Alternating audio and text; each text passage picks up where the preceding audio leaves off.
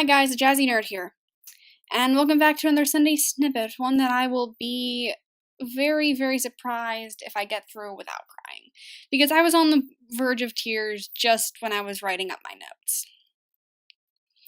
So, I stumbled across something on the internet the other day, a video with a title that was possibly the most poignant statement I have ever heard.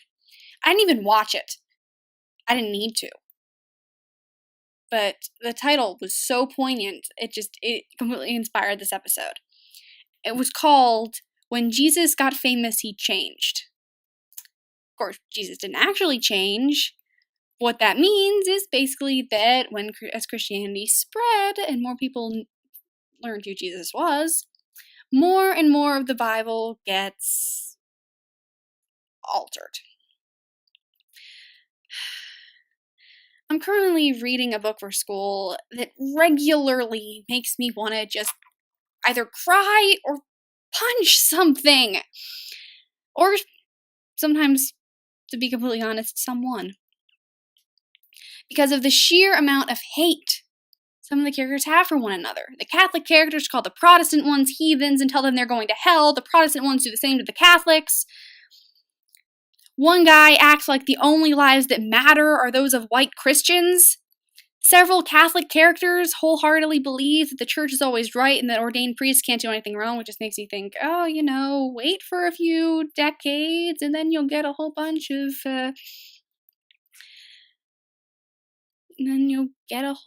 priests who are guilty of sexual assault. But anyway, to get back on track, these characters are also firmly convinced that anyone outside of the Catholic Church is automatically a bad person, which is completely wrong and completely laughable because the biggest hater in the entire story is a priest. How's that for hypocrisy? So this is what I mean about the Bible being altered. Stuff like this and all these verses that get changed, love your neighbor as yourself, Matthew chapter 19 verse 19, becomes love your neighbor if he's a straight white Christian, otherwise you can hate his guts. Love your enemies and pray for those who persecute you, which is Luke 6:27, becomes answer hate with hate. Because that's a great way to live. Do not judge others and you will not be judged, which is Matthew 7:1, becomes judge everybody. The golden rule, which also comes from Matthew, is do unto others as you would have them do unto you. It is not do to others as they do to you. It is as you do unto others as you would have them do unto you. Jesus didn't teach an eye for an eye. Okay, let's make that clear right now. People forget these very important bits whenever it suits them, or at least it feels that way to me.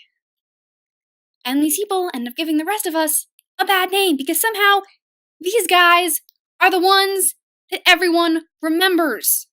I don't understand that at all, how the most hateful people can become the public face of an entire religion. That's exactly what's going on in the Middle East right now. You've got ISIS, who's become the face of Islam, and so everyone associates Muslims with terrorists, which isn't true. Anyway, to be honest, I don't understand this hate thing. I don't understand how groups like Westboro can think God supports them when they stand on street corners with their God hates fags signs. The Bible makes it pretty dang clear that God doesn't hate anyone. Just open to any page in the New Testament and you'll be convinced of that pretty fast. The core of Christianity is love and forgiveness, so how is it that some people act like it's the opposite? And that we're all about hate and judgment. We're not. Oh, geez. I never wanted to cry on my channel, but here we go. There are people who claim to be Christian and who just flaunt it. They have this holier-than-thou complex. They say, I am righteous, everyone, and you are not, and you need to get right with the Lord right now or you're going to burn. And they have no right to do that because you didn't earn it! You didn't earn it! It was a gift! You did nothing to earn that! And so church turns into a place of shame and guilt when it's supposed to be a place where those things are taken away. And I wonder why people like my grandmother say that they hate church. We've got a big issue on our hands. We've got a big issue on our hands. The Bible says, do not try and take a splinter out of your brother's eye when there is a plank in your own.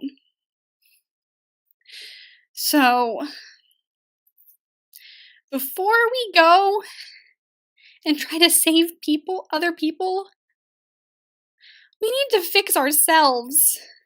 I didn't want to cry on this channel ever, but I probably should have expected that when I made this video, I would end up doing it because it's really heartbreaking when you get right down to it. It's really heartbreaking that we've got these problems in the church.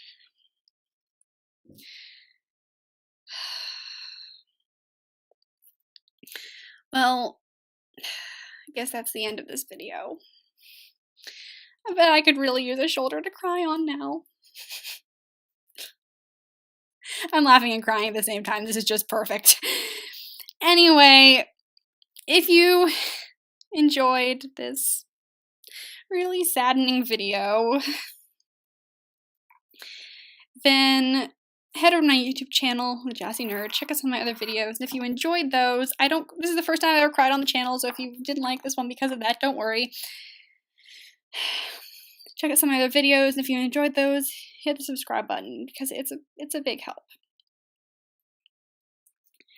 We'll see you guys back here next Sunday. Until then, stay jazzy.